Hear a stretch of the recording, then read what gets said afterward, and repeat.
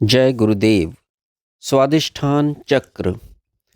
हे जननी, तेरे स्वादिष्ठान चक्र में अग्नि तत्व को अधिष्ठान में रखने के लिए जो संवर्ताग्नि रहता है, उसकी और उस महती समया देवी की मैं स्तुति करता हूँ। जिस समय संवर्ताग्नि बड़े क्रोध भरी दृष्टि से लोगों को जलाने लगता है, उस समय समया देवी की दया दृष्टि शीतल उपचार करती है। कुंडलिनी शक्ति के जागने का फल समाधि है। कुंडलिनी महायोग का एक अंग लय योग भी है और षट चक्र वेद द्वारा तत्वों का वेद पूर्वक प्रति प्रसव क्रम भी एक अंग है। प्रति प्रसव क्रम प्रसव के उल्टे क्रम को कहते हैं, अर्थात योगी प्रति प्रसव क्रम का आश्रय लेकर ही षट चक्र वेद करता है और पंच महाभूतों पर जय प्राप्त करता है।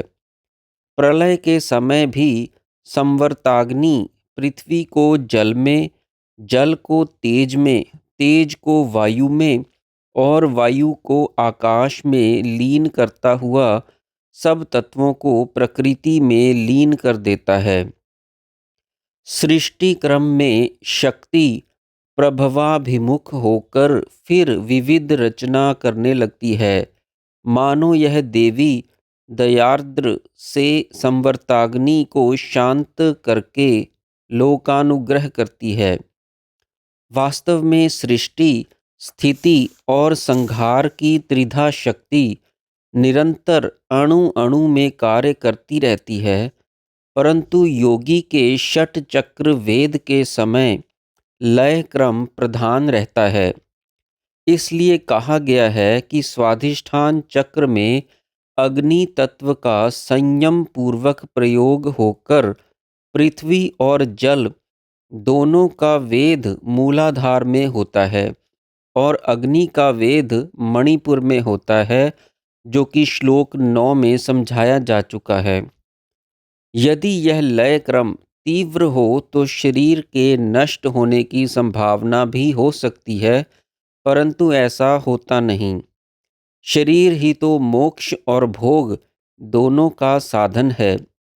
जब तक जीवन मुक्ति की दशा की प्राप्ति नहीं होती, शरीर की रक्षा करना परम कर्तव्य है। इसीलिए षट चक्र वेद द्वारा लय क्रम और शरीर का पुनः निर्माण और संगठन अथवा जीर्णोद्धार रूपी सृष्टि स्थिति क्रम भी युगपद चलता रहता है।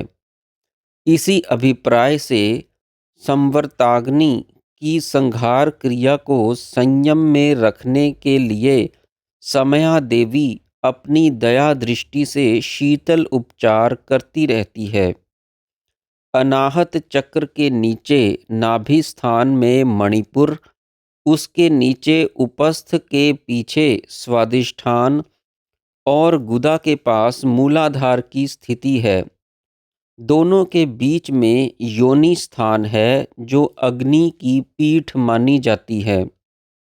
योनि स्थान का संबंध स्वादिष्ठान से भी है, इसलिए अग्नि को स्वादिष्ठान चक्र में रहने वाला कहा गया है। श्लोक 9 की पद रचना इस दृष्टिकोण के सामने रखकर समझनी चाहिए। यह कहा भी जा चुका है कि मूलाधार में पृथ्वी और जल को भी, मणिपुर में अग्नि को, जो स्वादिष्ठान में स्थित है, वेद करके इत्यादि। इस श्लोक में तत्वों के वेद का स्थान एवं क्रम बताया गया है और उनकी स्थिति के लिए केवल अग्नि तत्व के स्थान का संकेत है, अन्य तत्वों के स्थान का नहीं, क्योंकि अन्य तत्वों के स्थान और उनके वेद के स्थान एक ही हैं। केवल स्वादिष्ठान चक्र में जल और अग्नि दोनों का संधि स्थान है। इसलिए वायु के पश्चात अग्नि का वर्णन करने के लिए पहले उसकी स्थिति का स्थान स्वादिष्ठान का और फिर वेद का स्थान मणिपुर का अगले श्लोक में वर्णन किया गया है। जल तत्व का मूलाधार में वेद होकर वह मणिपुर रूपी अंतरिक्ष में मेघों के रूप में प्रकट होता है और मेघों की सहायता से अग्नि का वेद होकर वह विद्युत अग्नि में परिणत हो जाता है, जिसका सुंदर वर्णन अगले श्लोक में है। स्वादिष्ठान में संवर्ताग्नि तथा समया देवी जल की शिवात्मिका शक्ति है। मणिपुर में मेघेश्वर पर्जन्य जल की शिवात्मिका शक्ति है और सौदामिनी अग्नि की शक्त्यात्मिका शक्ति है। इसलिए स्वाधिष्ठान में संवर्ताग्नि की 31 तथा समया देवी की 26 और मणिपुर में मेघेश्वर की 26 और सौमामिनी की 31 किरणें माननी चाहिए। स्वादिष्ठान में जल की 51 और मणिपुर में अग्नि की 62 किरणों का स्थान है, परंतु दोनों का संक्रमण होने से विपरीतता दृष्टिगोचर होती है। विभिन्न स्तरों पर शक्ति का विभिन्न रूप। ब्रह्मांड और पिंड में शक्ति का अनुभव अधिभौतिक, अधिदैविक और अध्यात्मक दृष्टि से 3 प्रकार का किया जाता है। सारा विश्व किसी शक्ति के आधार पर कार्य कर रहा है। उस शक्ति का अनुभव हम ताप, शब्द, प्रकाश, चुंबक और विद्युत के रूप में सदा करते हैं और उनकी सहायता से अनेक कार्य करते हैं। परंतु विज्ञान इस निष्कर्ष पर पहुंचता है कि ये सब रूप किसी एक ही शक्ति के परिणाम हैं। शक्ति का यह रूप अधिभौतिक, फिजिकल कहलाता है। दूसरा रूप हम अपने शरीर में अनुभव करते हैं, जो देह, इंद्रियों और मन बुद्धि में काम करता है, उसे हम अध्यात्म रूप कहते हैं। परंतु अध्यात्म शक्तियाँ बाह्य शक्तियों की अपेक्षा रखती हैं, जैसे दृष्टि सूर्य की इत्यादि। इस संबंध को अधिदैव कहते हैं। इसलिए प्रत्येक इंद्रिय का पृथक पृथक अधिदेवता है, जिनके नाम ये हैं: अहंकार का रुद्र, चित्त का क्षेत्रज्ञ, बुद्धि का ब्रह्मा, मन का चंद्रमा, श्रवण का आकाश, स्पर्श का वायु, दृष्टि का सूर्य, रसनेन्द्रिय का वरुण, गंध का पृथ्वी, वाणी का सरस्वती, हाथों का इंद्र, पैरों का सर्वाधार विष्णु, मैथुन का प्रजापति और मल त्याग का यमराज मृत्यु। अर्थात प्रत्येक इंद्रिय में उक्त देवताओं की शक्तियाँ कार्य करती हैं, जो उनके ब्रह्मांड से संबंध जोड़ती हैं। प्राण का सूर्य, अपान का पृथ्वी, समान का आकाश, व्यान का वायु और उदान का अग्नि अधिदेव हैं। पृथ्वी की आकर्षण शक्ति, ग्रेविटेशन, को ही अपान शक्ति कहा जाता है। उसका संबंध विष्णु और मृत्यु दोनों से है, इसलिए उसे मृत्यु लोक भी कहते हैं। कहा गया है, ऊपर उठाने वाली शक्ति की प्रतिपक्षी शक्ति उदान है, उसका संबंध अग्नि से है। अग्नि की ज्वालाएं ऊपर उठती हैं, वायु तप्त होकर ऊपर उठता है। इसी तरह मृत्यु के पश्चात उदान ही जीव को कर्मानुसार अन्य लोकों को ले जाता है।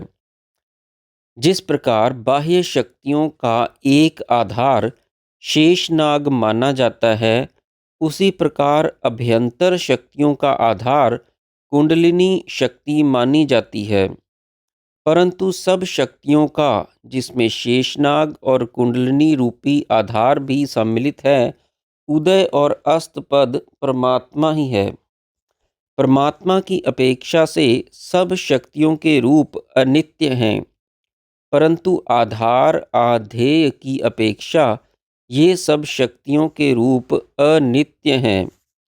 इसलिए कुंडलिनी का प्रसुप्त रूप भी अचल समझना चाहिए। कुछ लोगों की धारणा है कि संपूर्ण कुंडलिनी जागकर सुषुम्ना में प्रवेश कर जाती है, परंतु यह धारणा गलत है। वह अपने आधार स्थान पर स्थिर स्थिति में नित्य रहकर भी सुषुम्ना में शक्ति का संचार करती रहती है और सुषुम्ना में भी स्वादिष्ठान चक्र पर जागृत अवस्था में नित्य रहती है, जैसा कि इस चक्र के नाम से ही स्पष्ट है। परंतु इस चक्र पर उसका रूप पिंडात्मक होता है। कुंडलिनी, हंस, बिंदु और चित्त शक्ति सब एक ही रूप हैं। पिंड रूपा कुंडलिनी, त्राणपद स्वरूपा हंस, रूपात्मिका बिंदु और रूपातीत चित्ती शक्ति है। प्रसुप्त कुंडलिनी का स्थान आधार चक्र के नीचे और जागृत कुंडलिनी का स्थान स्वादिष्ठान में है। हंस रूपा हृदय चक्र में रहती है। बिंदु के विषय में अन्यत्र लिखा जाता है और चित्ती शक्ति का स्थान सहस्त्रार्थ है। विशुद्ध चक्र में शक्ति का विशुद्ध रूप रहता है। यद्यपि जागने के पश्चात इन केंद्रों पर शक्ति सदा रहती है, परंतु उनका विकास की तारतम्यता में अंतर होता रहता है। जय गुरुदेव।